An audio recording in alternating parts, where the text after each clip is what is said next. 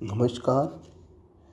हम राजस्थान के भौतिक विभागों के बारे में अध्ययन कर रहे थे। तो इसके जो पहला मुख्य विभाजन था वो पश्चिमी रेतीला मैदान था और पश्चिमी रेतीला मैदान के भी दो भाग किए गए थे। एक भाग का नाम था रेतीला शुष्क मैदान और दूसरे भाग का जो नाम था अर्ध शुष्क मैदानी प्रदेश के नाम से जाने जाते थे। इन रेतीला शुष्क मैदान और अर्ध शुष्क मैदान को विभाजित करने वाली जो रेखा वर्षा रेखा थी वो 25 सेंटीमीटर की वर्षा रेखा थी। 0 से 25 सेंटीमीटर की वर्षा रेखा का जो भाग था या वर्षा होती है उसको रेतीला शुष्क मैदान के नाम से जाना जाता है और 25 से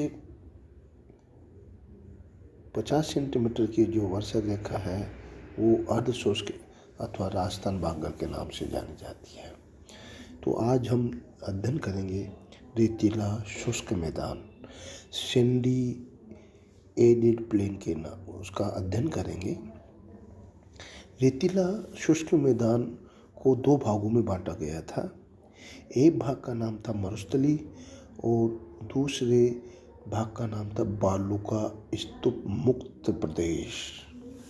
तो रेतीले शुष्क मैदान का जो उपविभाग मरुस्थली है उसके बारे में हम चर्चा करेंगे।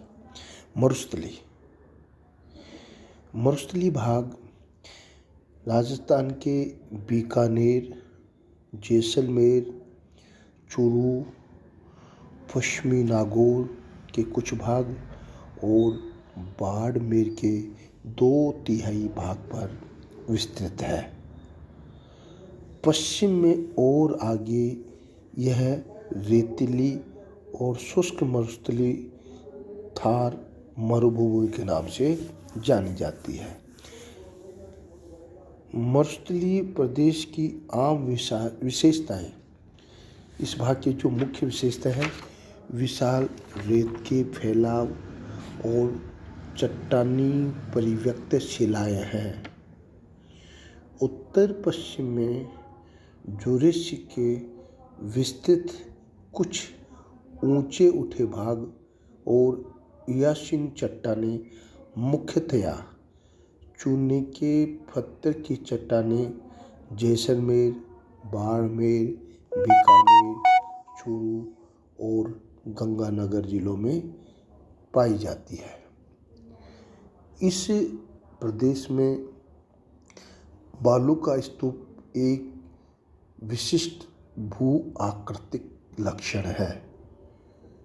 स्तूपों के आकार, रूप, वायु दिशा और वनस्पतिक आवरण के आधार पर इन स्तूपों को साधारणतया 3 वर्गों में रखा जा सकता है। यहाँ पर जो बालूका स्तूप पाए जाते हैं उनके 3 भाग किए गए हैं। एक भाग का नाम है पवनानुवर्ती बालूका स्तूप, दूसरे भाग का नाम है बरखान अथवा अर्धचंद्राकार बालूका स्तूप और तीसरा है अनुप्रस्थ बालूका स्तूप। इस प्रकार से इस भाग में जो पाए जाने वाले स्तूप हैं, बालूका स्तूप है, उनको 3 वर्गों में रखा गया है। रेतीला शुष्क पश्चिमी रेतीला भाग के जो रेतीला शुष्क मैदान, एक भाग का नाम मरुस्थली, दूसरा जो भाग है बालूका स्तूप मुक्त प्रदेश।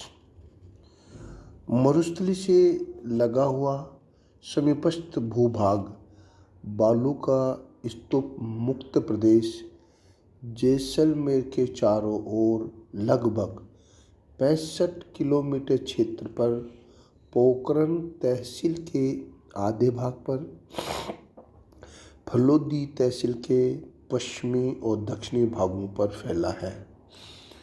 चूना पत्थर और बलुआ पत्थर चट्टानें इस क्षेत्र में अनावृत हैं। जैसलमेर नगर जुरेसिक बालू पत्थरों से निर्मित चट्टानी मैदान पर स्थित है। जैसलमेर के उत्तर में तथा पोखरण के दक्षिण में, जिन्हें यहाँ रन के नाम से पुकारते हैं, कई प्लाया जिले बेसिनों में मिलते हैं। इस तरीके से रेतीला जो शुष्क मैदान है उसके दो भाग किए गए थे, उनका अध्ययन हमने किया। एक भाग का नाम मरुस्थली था, दूसरे भाग का नाम बालू का स्तूप मुक्त प्रदेश है। कल अब हम अर्ध शुष्क मैदान अथवा राजस्थान भांगर के बारे में अध्ययन करेंगे। धन्यवाद।